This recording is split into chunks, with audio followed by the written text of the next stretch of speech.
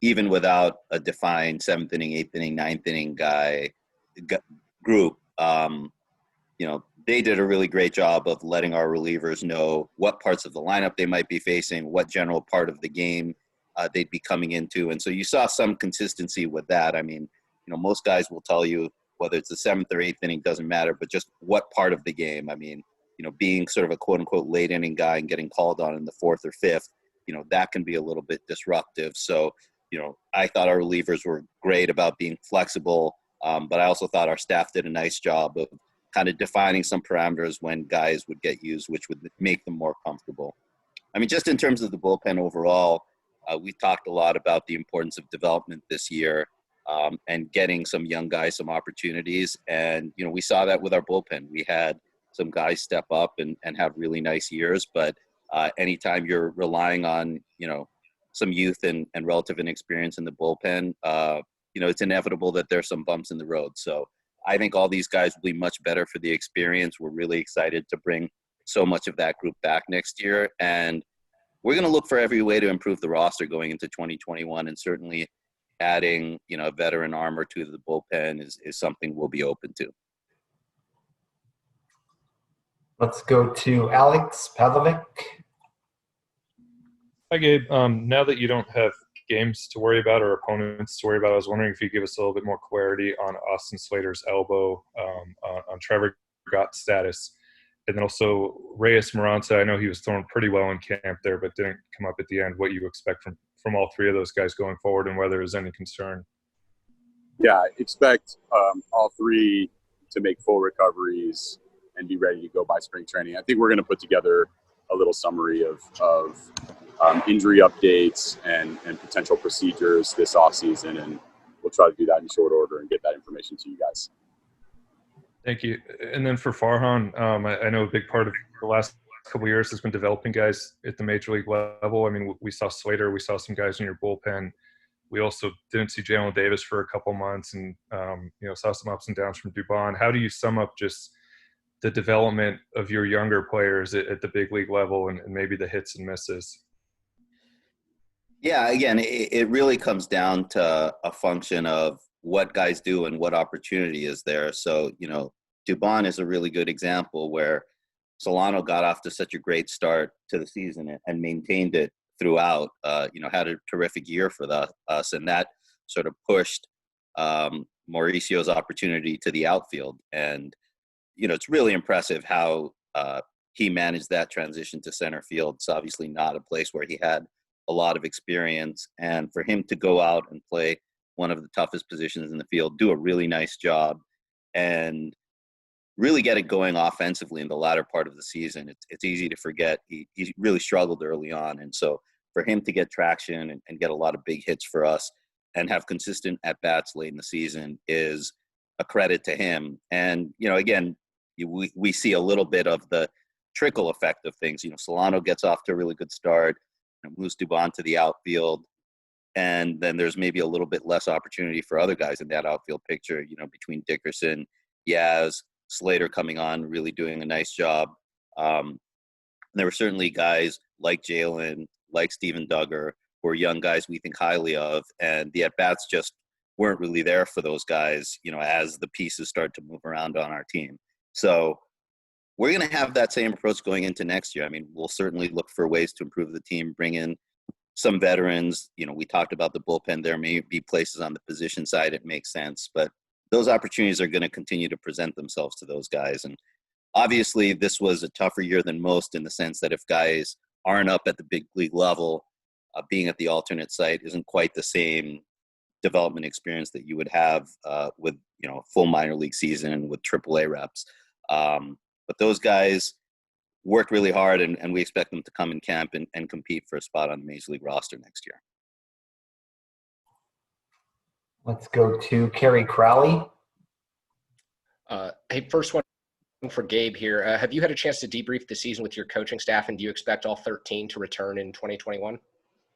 Yeah, no, I have had a chance to speak to many of our coaches and also many of our players, and those conversations are going well. Just in general, I thought our staff did a really nice job this year. Had a chance to talk to Buster this morning, and we discussed kind of his perspective from afar about the job that our coaching staff did. He had high praise for, in particular, our hitting coaches, and was really impressed at our ability to score runs and string big innings together, and specifically called out the work that Donnie, Justin, and Dustin have done in the cage dating back all the way to our first spring training. I know he's excited to work with those guys going forward. But just more generally speaking, I think our staff did a really nice job of preparing our players to win baseball games and to put them in positions to succeed. The other thing I'd want to call out is this is the first time any of these coaches work together. Many coaching staffs around baseball have been working together for 2, 3, 4, 5, sometimes more years than that. And this is the first time we've all worked together. And I thought we weathered a pretty significant storm this season from a number of different angles, and are going to be better off for having this experience together, and are going to be better prepared to compete next year. Thank you. And as a follow-up to that for Farhan, one of the economic fallouts we've seen from COVID-19 and other franchises is kind of a leaning out of front offices and scouting departments. Do you expect any changes coming in that regard, and potentially, or with specifically to your scouting departments next year? Yeah, thanks, Kerry. I mean, we're continuing to work through that. We've done a lot of work evaluating where we are and what our 2021 plans look like. So we're not all the way through that. That's something we'll continue to work on here in the coming weeks. Thank you.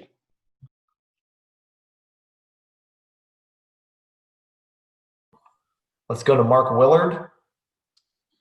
Hey guys, I'd love to hear from both of you, Gabe, with regard to just kind of your assessment of what Joey Bart looked like and went through this year with his maturation, and then Farhan, kind of where that leaves things for him and the catcher position for next year. Sure, Mark, thanks. I think that Joey got really valuable experience behind the plate and at the plate as a hitter this year.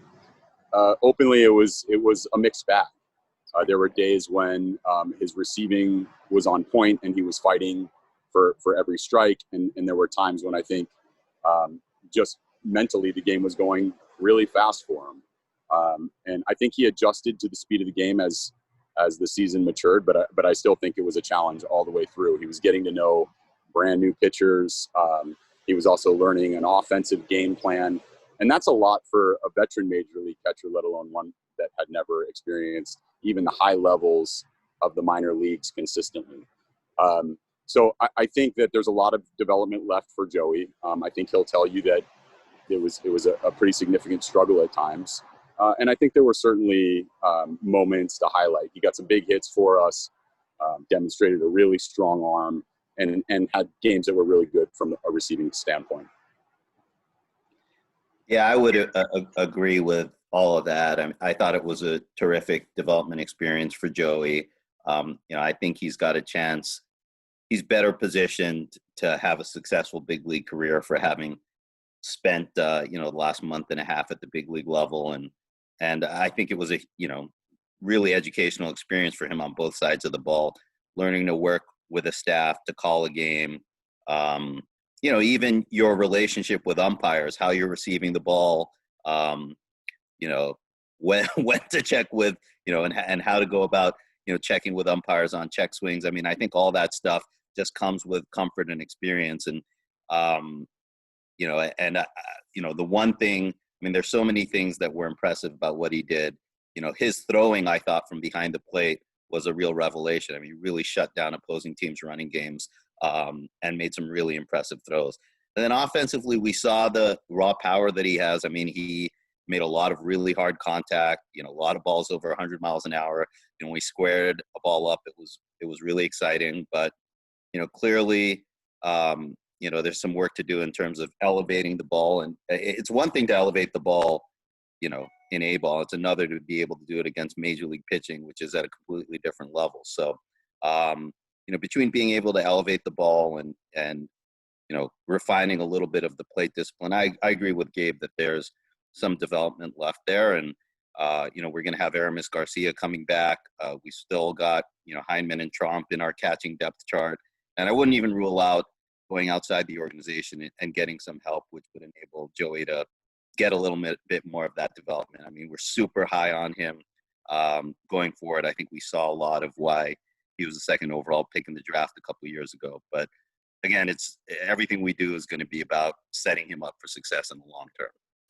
Just as a quick follow on that, especially with Buster coming back next year, what's a perfect scenario look like with all of that personnel and those positions next year? Yeah, it's going to be a deep catching depth chart when you have, a future Hall of Famer coming back.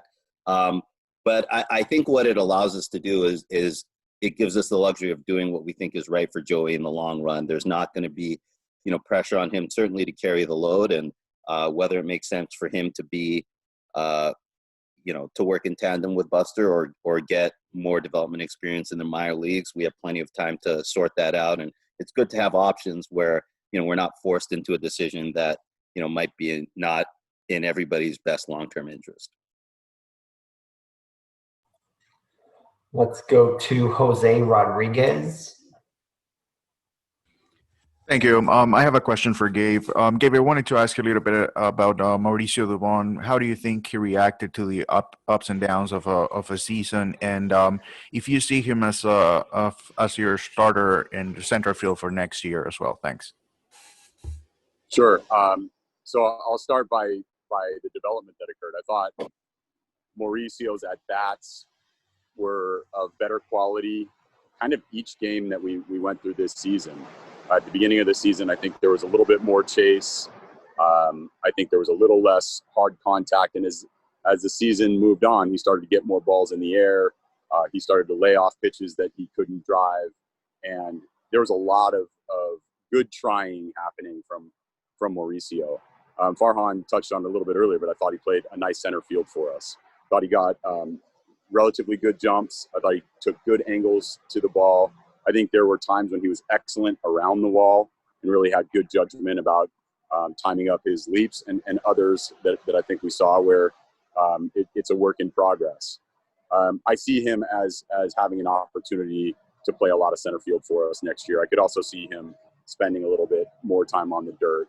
All of that remains to be seen, but I know he's going to put in a lot of effort in putting on some strength in the coming months. I think that strength will help him stabilize his lower half. I think some of those balls that I mentioned that he's gotten in the air will travel a little bit more and beat outfielders more consistently if he's able to do that. I know he's really focused on it already and is prepared to get started immediately. And I think if everything comes together, he's going to see a lot of playing time next year and be successful. Let's go to Henry. Hi, guys. I just have a few, and then the moderator can just cut my microphone off. These are directed toward Farhan. First of all, both Smiley and Gausman have expressed an interest in coming back. Is there a possibility that of a preemptive contract with those two, or are you expecting them to go off and test the market? Yeah, I mean, obviously we have interest in bringing both of those guys back. I couldn't really comment on the timing. It's obviously their prerogative to play out the market, but certainly have interest in bringing both those guys back. And I think if you look at our team, we have some starting pitching that we're excited about. We're obviously going to be hoping to get Tyler Beatty back next year, but I think it's fair to say we're going to be shopping for some starting pitching this offseason, and having guys who have been here are excited to be here and have an interest in coming back. You would imagine that'd be at the top of our list. Okay. Some other teams, some other executives around majors have said that quite frankly their budgets are going to be smaller next year in light of the lost revenue from no ticket sales and no TV money for the first couple of months of the season. Have you already had those conversations with Larry on that? How is that going to affect your ability to build the team you want? And how do you even begin when you don't know what 2021 is going to look like? Yeah, we haven't quite figured that out. You're right, Henry. I mean, the bottom line is no teams know what the revenue picture is going to look like in 2021. It's going to depend on, social distancing scenarios, what percent capacity are allowed in our stadiums. And so it's really hard to put stakes in the ground in terms of payroll and, how that might impact your strategy. But, we've had a super supportive ownership group. I think our plan is to be flexible and evaluate where the team is, what our needs are, and make good baseball decisions. That's been, the charge I've gotten from them since I've been here. And even though, the financial dynamic is a little different now, I think that'll just continue to be how we operate. So I think we'll be flexible, but us, like every team out there, is dealing with, uncertainty about what next year might look like. Okay. And in light of that, just going back a second, I think it's fair to say that in a normal season, it's possible that guys like Ramos and Shelley and Corey, having had 3 or 4 months in the minors at the various levels, might have had a shot to come up in August or September. And this goes back to the question we asked at the beginning of the season with no minor league season. Does that push back your timetable at all in terms of quote unquote really going for it, since you really don't know what guys like Ramos, Luciano, Shelley, Corey can do in a competitive situation?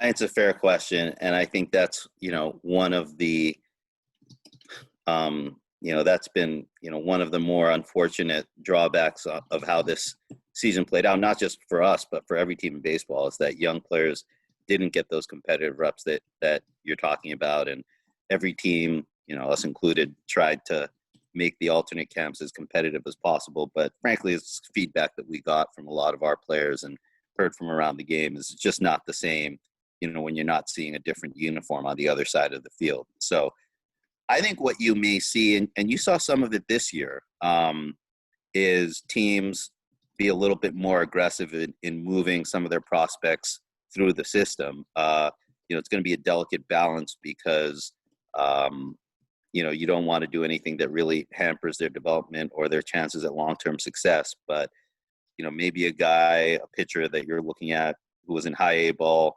and you figured would be ticketed for Double A for most of the season, gets off to a good start and you're more inclined to move them up. And because there's sort of opportunity because of the lost year, you're not having, the same pipeline of players working their way through the system. So it's going to be, a big question for the industry, what the minor leagues look like next year, and making sure that whatever we do allows players to continue to advance, because I think it'd be really hard for not just us, but most teams, if not all teams, to go another year without having your young players get competitive reps and be able to advance their careers. Okay, and this is the last one, and it's really a part B to that question. What we've seen over the years with other teams that are rebuilding is that they do their best to build from within, and then when they get to the point where they feel like they're a few pieces from really being competitive, they go out and spend the considerable money on difference-making free agents. And it's really kind of the follow-up to that question. Do you see 2021 as a year where that could be possible, or is that something you specifically have to put off for another year just because of what we just talked about? Yeah, I totally appreciate the question. I just don't think we view this as sort of a linear exercise. I mean, baseball is not that predictable.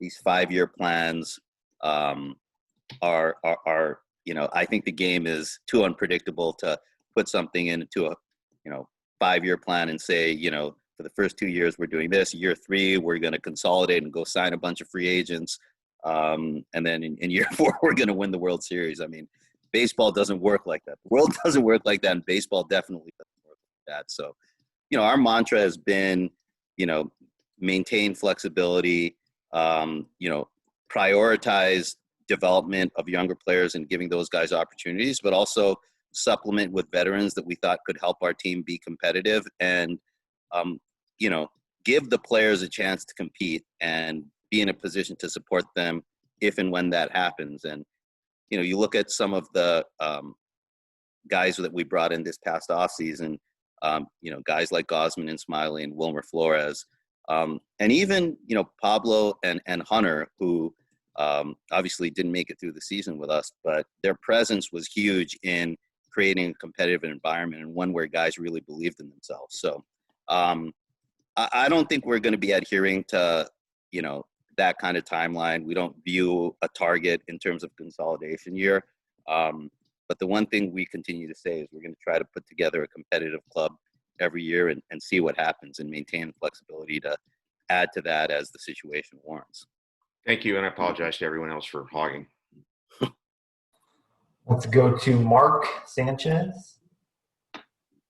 Hey guys, thanks for doing this. Farhan, looking back for a second, this year there were obvious steps forward with Yaz and Slater and Belt and all those guys.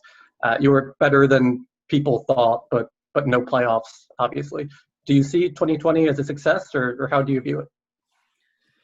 Yeah, I do. I think we all view it as a success for the reasons that you mentioned. That is not to say that the last few days weren't really painful and hard for a lot of people. And, I know myself, have been around some tough losses in baseball. And, this weekend kind of processing that and coming up just short. Coming up as short of the playoffs as, any team possibly could, coming down to a tiebreaker that Major League Baseball hasn't ever used before. It was really tough, and it was tough not just because we wanted it for our players, but we wanted it, for the fans, for the community, for the organization. So many people in this organization did amazing work this year. You look at Alfie Felder and the baseball operations group, the ballpark operations group, everything they did to create a safe environment. Mario Alioto and his group selling more cutouts than any team in baseball, and the feedback that we got from the players on how the cutouts made them feel more comfortable and made it feel as normal as it possibly could. Those are the subtle ways in which the entire organization contributed to what we did on the field in ways that people might not fully appreciate or recognize.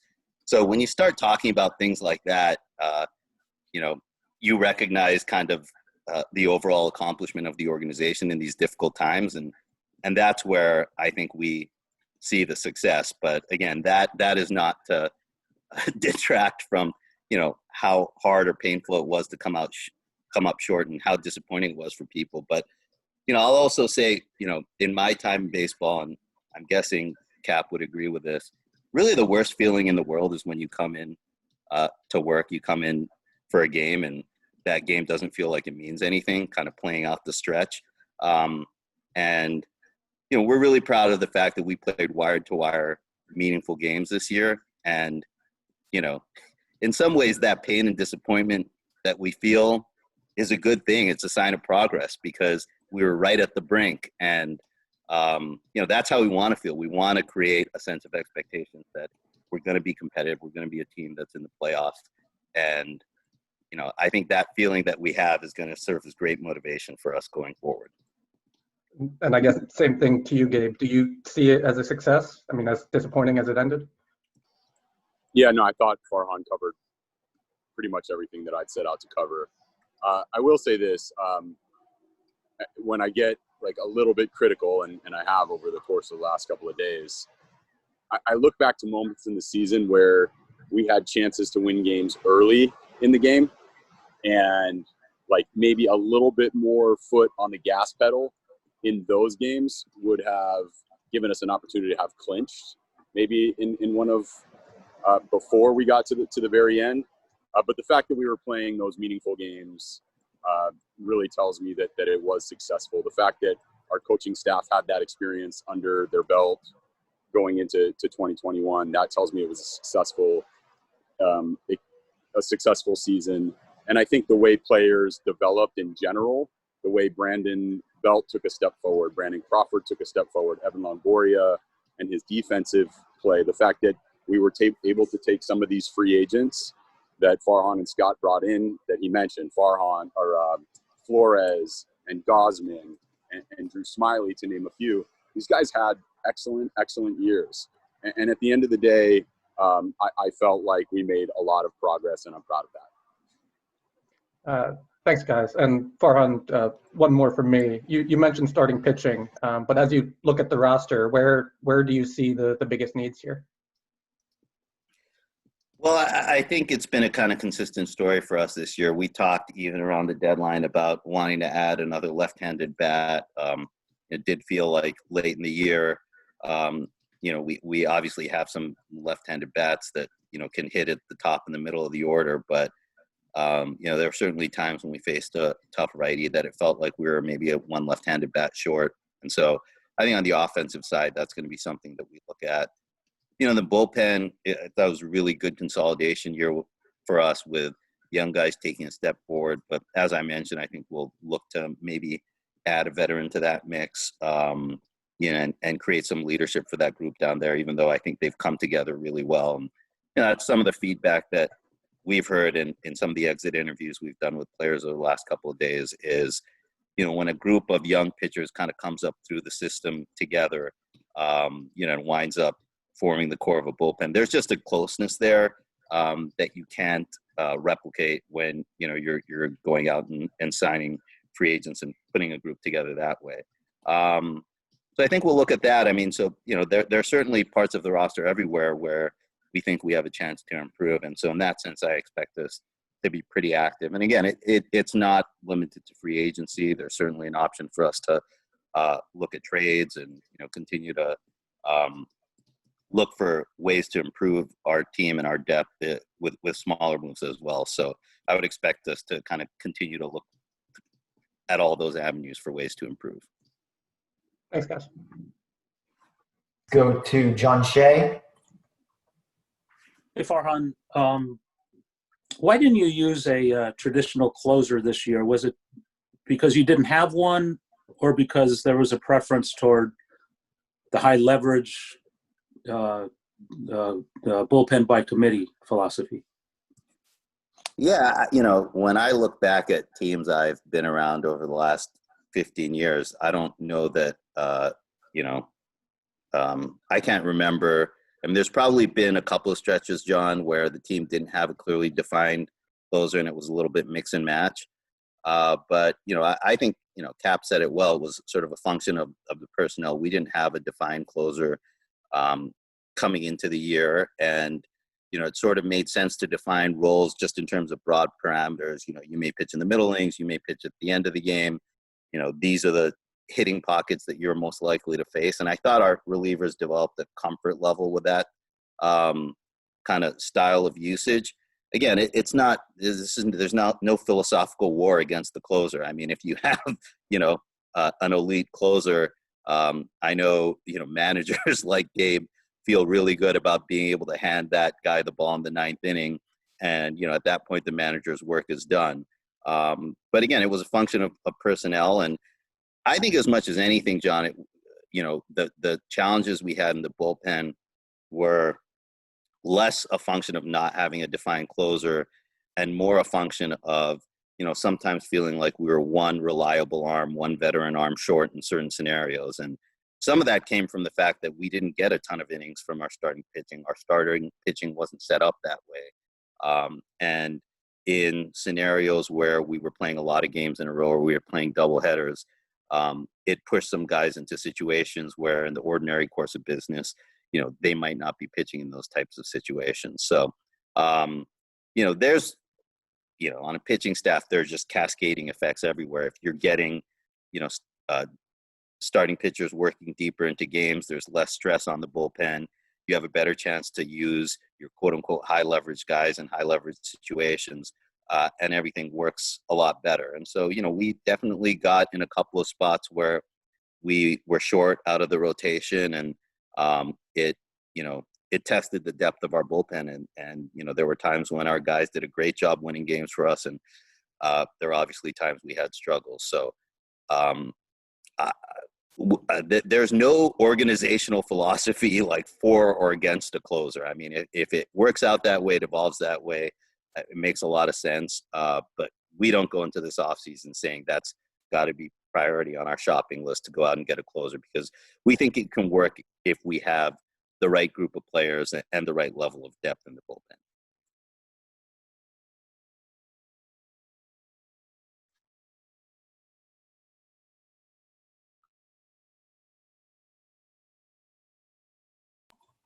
John, you're on mute. Okay.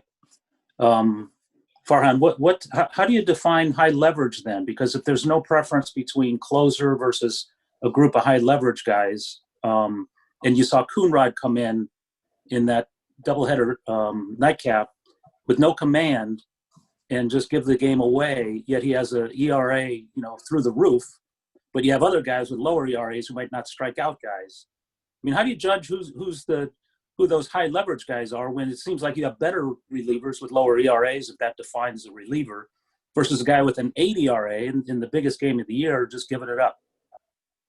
Yeah, I mean, look, we don't, and this is an industry thing. This is not a Giants thing. I mean, we're not evaluating players based on their ERAs. I mean, Kevin Gausman had, an ERA over 5 last year, and he was a top target for us because of what we thought he could do. So, yeah, I mean, look, if you're in a game and you're, down 2-1 and somebody hits a 2-run homer, you're up 3-2 in the 7th inning.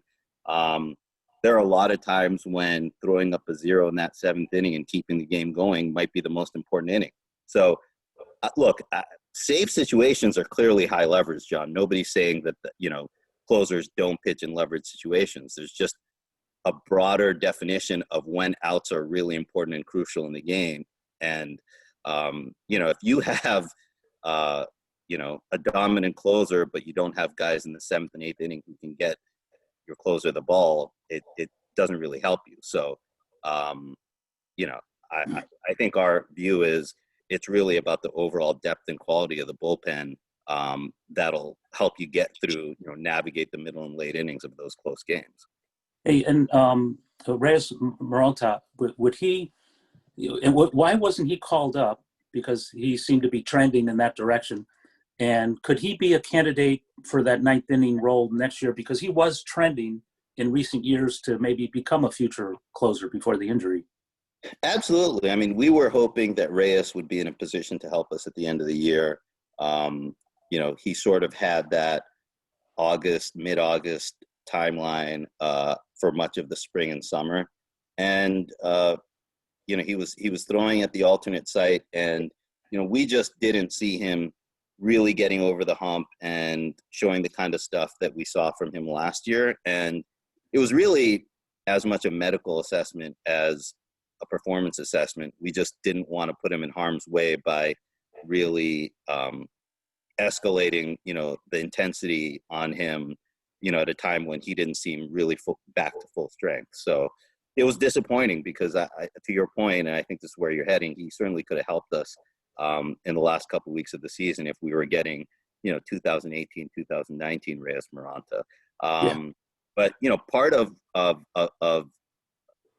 not calling him up was investing in what we think he can give us next year.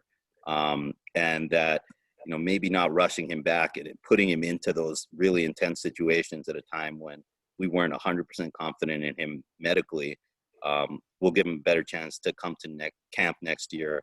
And yeah, look, 2018, 2019, Reyes Moronta at 100%, absolutely has a chance to close games for us or even be the quote unquote closer. Like we said, I don't think we're averse to having somebody in that role if it's the right guy with the right mentality and the right stuff. And I think, as long as he's been in this organization, he's been viewed as a potential closer in waiting. So if it works out that way, I think that would be great. We certainly still have high hopes for him. Yeah, but I don't know if you want to add to that.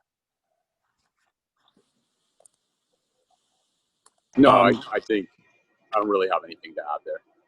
Doval, more of a long shot because he's so young, hasn't played beyond A-ball in that kind of role. Yeah, and he may be the type of guy we discussed earlier, where he was in the Cal League in 2019, spent time at the alternate site in camp with us this year, and you might view him as a guy who spends a full year in Double-A next year in normal circumstances, but can definitely see him as a guy who we would look to accelerate if he can not only continue to display the stuff that we saw, but also, throw strikes consistently, which is, a challenge for many relievers with his experience and with his stuff. So, he might fall into that category we discussed earlier of a guy who we accelerate because there's a need, and you're sort of looking to make up for lost time with some of these guys.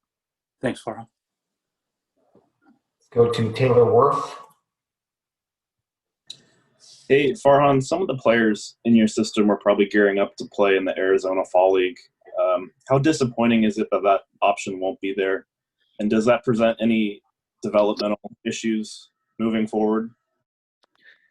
Yeah, again, in the broad context of the industry, everything that's going on, the logistical and protocol challenges of holding that league, I don't think it comes as a surprise. But again, going back to what we talked about earlier, the feedback from the players about not getting true competitive reps where, you're facing another uniform on the other side of the field.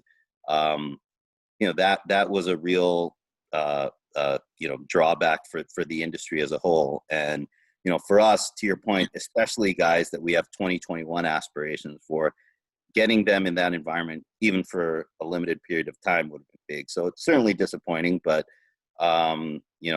us and other teams have plans for instructional leagues, and we'll try to recreate as much of that as we can in that environment. Is that something that injured players such as Amaranto would have done if it were available? Yeah, I think we would have talked about that. I mean, with pitchers, it's always guys coming back from injury. There's always a little bit of a trade-off between getting them those reps, but also maybe wanting to save some bullets after a long, rehab ramp up. So would have been possible. We didn't really get to the point of discussing him specifically, but he certainly would have been a candidate to do that. Got it. Thank you. Gary? Yeah, Farhan, since your introductory press conference back in 2018 and even into the spring of this year, you've said that the goal has been to play meaningful baseball as deep into the season as possible. And now that you got meaningful baseball to the final day of the season, do your expectations go up from here?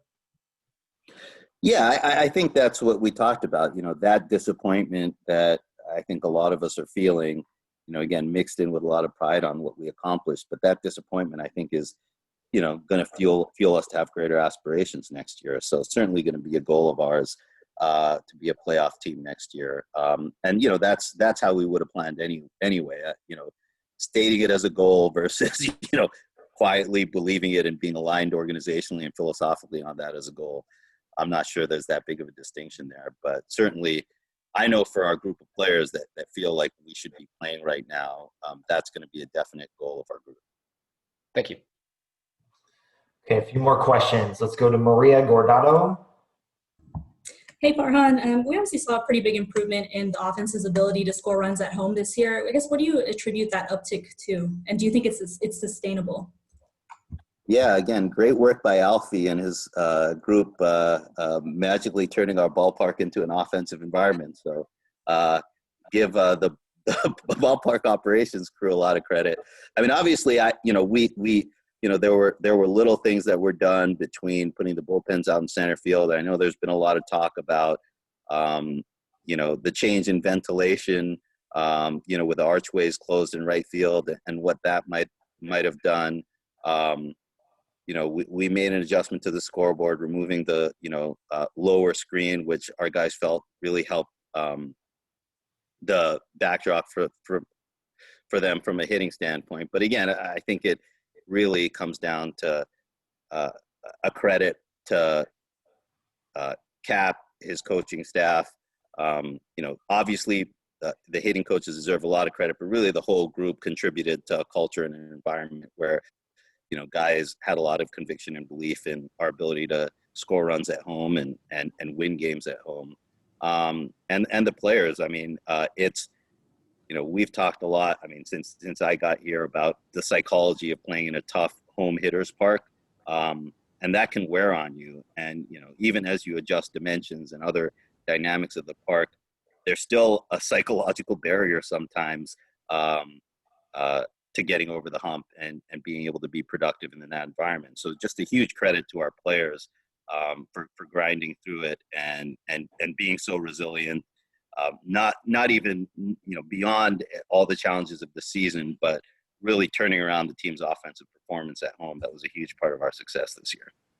And then we didn't have a ton of information coming out of the alternate site. Could you just give an overview of kind of your takeaways from some of the development of some of the top prospects that were there, like Luciano, Bishop, Ramos, those guys?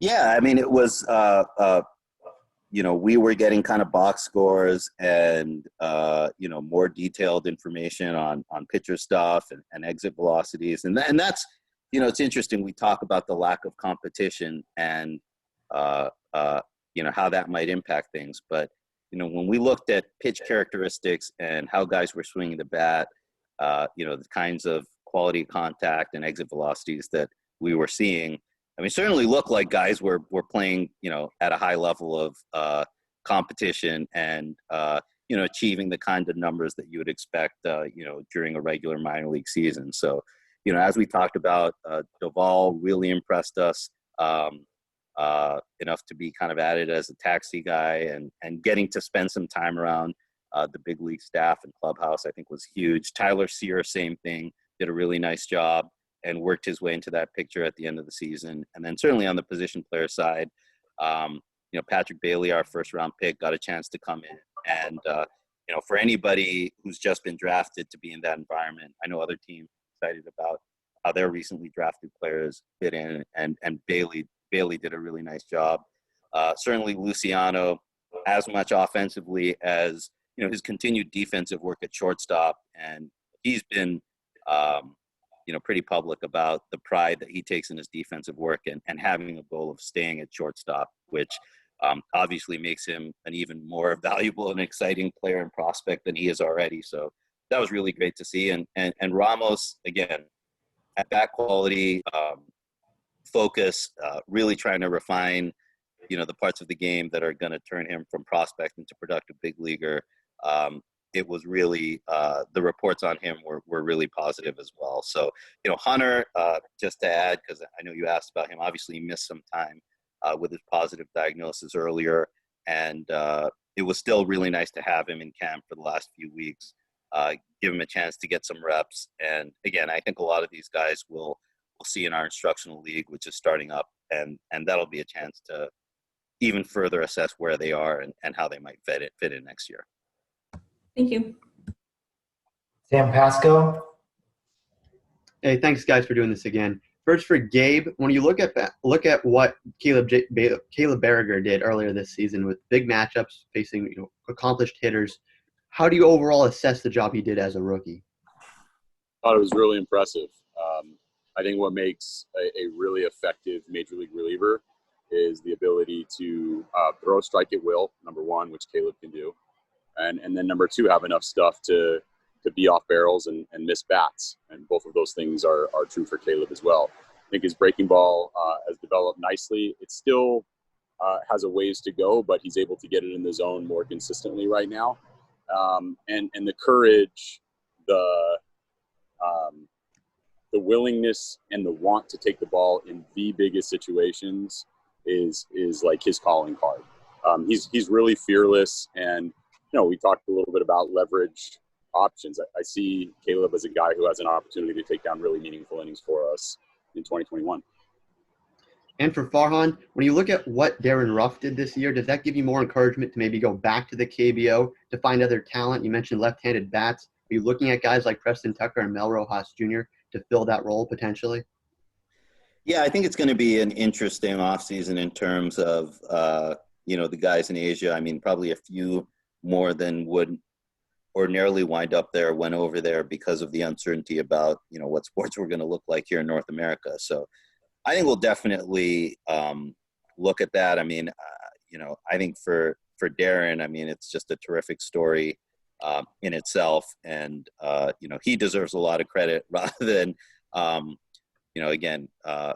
thinking this is a statement about the KBO, which is obviously a really competitive league we'll continue to look at. I think as much as anything, it's just a credit to Darren for the work he did over there, how much better he got as a player. And then, to reestablish himself over here and play the way he did for us, just a great story. Thank you, guys. Have a good offseason. Alex? Yeah, I wanted to ask you about those infamous archways. Do you think you guys will keep those open? I know there's some of it is up to what you can do with fans, but it did seem like players talked about it too, making a little bit of a difference maybe. Yeah, we haven't gotten to that point. I mean, there's obviously a lot of things we did in the ballpark that were particular to this season, and it's really too soon to comment on that stuff. And then just a roster building question for the offseason. You will lose 2 roster spots, and you guys made good use of those this year, and don't really know what's going to happen with the DH. I mean, how do both of those things play into what you're able to do this offseason? Yeah, you're right. It's I think a lot of teams are going to have to assess, what it's going to mean on both sides of the ball. So you look at pitching staffs. Your bullpen is probably going to be shortened up by at least one arm, and that's probably going to put more of an onus on your starting pitchers to work deep in games, the dynamic we talked about earlier. And then on the position player side, it gives you less opportunity to match up, and that certainly impacts the dynamic of how you're using guys. And we may have to figure out different ways to get different guys involved and to get guys adequate rest. So it'll definitely have an impact both ways. You're right. We got a little used to the 28-man roster, the luxury of having that, and going back to 26 is definitely going to have some impact in those areas. Okay, 2 more questions. Mark Sanchez. Hey, Farhan. Last one from me. You've touched on the staff some, but between Gabe's handling of everything over the pause to Camp 2.0 to the actual in-game managing, how do you assess your first year of manager here? Sorry, was that a question for Gabe or for me? I couldn't. Oh, it was for you. How do you assess your Gabe and everything he did this year, his year as manager? Yeah, I thought he did a terrific job. I mean, I had the, fortunate experience of working with Boch last year and getting to know him. I mean, he's obviously a Hall of Fame manager, and it would have been a challenge for anybody to come in and try to fill those shoes, even with a team that was pretty well established and stable. And we've talked a lot about how this is a team in transition. I think you saw that with a lot of the new players that we mixed in this year, bringing in veterans, bringing in some young players. And let's face it, we started this year without a lot of expectations of, how competitive we'd be. So I think when you look at all those things, he did an unbelievable job. Putting the staff together, I mean, our hitting coaches, as an example, get a ton of credit for the job they did, and rightfully so. But it was a pretty bold strategy to put together a 3-man group, who had a combined 1 year of experience at the major league level. And that's a credit to Gabe, the work that he did putting his staff together. And I talked to you guys about this earlier. We did a lot of managerial interviews. We had a lot of impressive candidates. Nobody was more prepared to talk about what their staff would look like and specific ideas that they had of people who would be good coaches for this organization than Gabe did. I think it was one of the reasons he won many people over, that level of preparation and attention to detail. And the staff as a whole deserves a lot of credit, but he deserves a lot of credit for putting the staff together, for taking chances on the staff, taking chances on the size of the staff, which got a lot of skepticism from certain parts early in the season. But I think as the season played out, it was a huge asset for us and a huge area of competitive advantage for us. And as we went through the season, I thought Gabe did a great job with the in-game managing as well. I mean, we've talked about how this was a roster that required sort of proactive management, required sort of matching up at certain times. We didn't have starters working deep into games. You had to patch together, with Andrew Bailey working together with him, a lot of games where we had to get 9, 12, 15 outs out of the bullpen. And that's really hard to do. And so to be up to those challenges in so many ways and get us right to the brink in a way that exceeded expectations. I mean, you know, personally, I'm really proud of the job that he did. And from a professional standpoint, I know a lot of people across the organization are really grateful to have him in this role as manager. Thanks, guys. Okay, and last question to John Shea.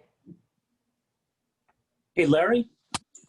Larry, I wanted to ask you what basically the ownership's group's take on the 2020 team and the new staff and the season overall, the so-called season in transition.